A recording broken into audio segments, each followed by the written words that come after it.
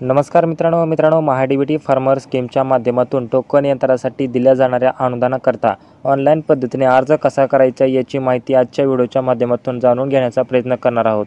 तर मित्रांनो, याच्यासाठी तुम्हाला महाडीबीटी फार्मर स्कीमच्या पोर्टलवरती शेतकऱ्यांच्या अंतर्गत आपला फार्मर आयडी आणि OTP टाकून लॉग इन करायचे आहे। फार्मर आयडी जर माहीत नसेल तर खालील ऑप्शन दिलेले आहे, त्याच्यावरती क्लिक करून फार्मर आयडी काढू शकता। तर मित्रांनो, फार्मर आयडी आणि OTP टाकून लॉग इन केल्यानंतर आपलं प्रोफाईल 100% भरलेलं असलं गरजेचं आहे। भरलेलं नसेल तर ते भरून आपल्याला पूर्ण करायचे आहे। हे प्रोफाईल 100% भरल्यानंतर आपल्याला घटकासाठी अर्ज करावरती क्लिक करायचे आहे। याच्या अंतर्गत वेगवेगळ्या बाबी निवडायच्या ऑप्शन दिलेले आहेत। याच्यामधील सर्वात पहिले ऑप्शन आहे ते म्हणजे कृषी यांत्रिकरण। या कृषी यांत्रिकरणाच्या समोर दिलेल्या बाबी निवडावरती आपल्याला क्लिक करायचे आहे। याच्यानंतर आपल्या समोर कृषी यांत्रिकरणाचा खुलेल याच्यामध्ये मुख्य घटक आहे कृषी यंत्र अवजाराच्या खरेदीसाठीचा अर्थसहाय्य ही पहिली ऑप्शन आपल्याला याच्यामधून निवडायचे। त्याच्या अंतर्गत तपशील विचारले जात आहे। याच्यामध्ये आपण पाहू शकता ट्रॅक्टर चलित अवजार। याच्यामध्ये आपल्याला मनुष्यचलित अवजारासाठी अर्ज करायचा आहे।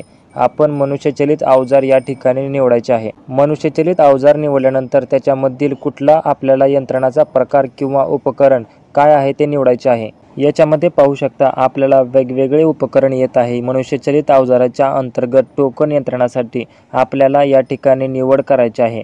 टोकन यंत्र निवडायचं आहे। त्यानंतर मशीनचा प्रकार वगैरे जे आहेत त्याच्यामध्ये सुद्धा आपल्याला टोकन यंत्र या ठिकाणी निवडायचे आहे। आणि मी पूर्वसंमतीशिवाय यंत्र अवजार खरेदी करणार नाही अशा प्रकारची एक पूर्ण संमती खाली दिलेली आहे। सहमती दिलेली आहे, ती सहमतीला टिक करायचे। या सहमतीला टिक केल्यानंतर आपल्याला बाब जतन करायची, जतन करावरती क्लिक करायचे आहे। तर मित्रांनो, जतन करावरती क्लिक केल्यानंतर आपली बाब जतन झालेली आहे। तुम्हाला दुसरी बाब निवडायची आहे का अशा प्रकारची विचारली जाईल। असेल तर यस करा, नसेल तर नो करा। नो केल्यानंतर पुढे आपल्याला मुख्य पृष्ठावरती अर्ज सादर करा नावाच्या ऑप्शन दाखवले जाईल।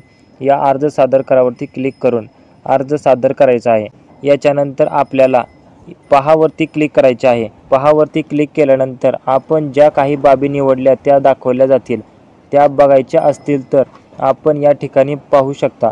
आणि याच्या खाली पूर्ण संमतीशिवाय किंवा ज्या काही योजनेच्या अटी शर्ती आहेत या सर्व मला लागू राहतील अशा प्रकारची एक स्वयंघोषणा पत्र आहे। या खाली टिक करायचे आहे। खाली टिक केल्यानंतर अर्ज सादर करावरती क्लिक करायचे आहे।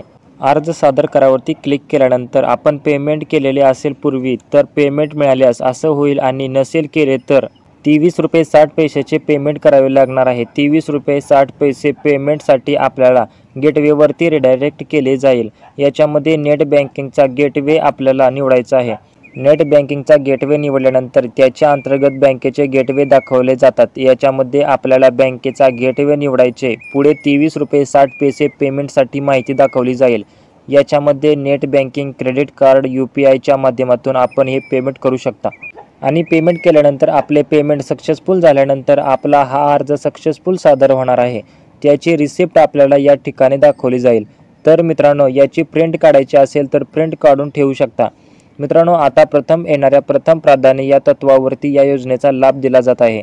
आपला जेवढ्या लवकर हा अर्ज कराल तेवढ्याच लवकर नंबर येईल व याच्यामध्ये अर्ज केलेल्या बाबीनुसार आपले लाभार्थ्यांचे जे काही नंबर आहेत ते सुद्धा पोर्टलवरती दाखवले जातात।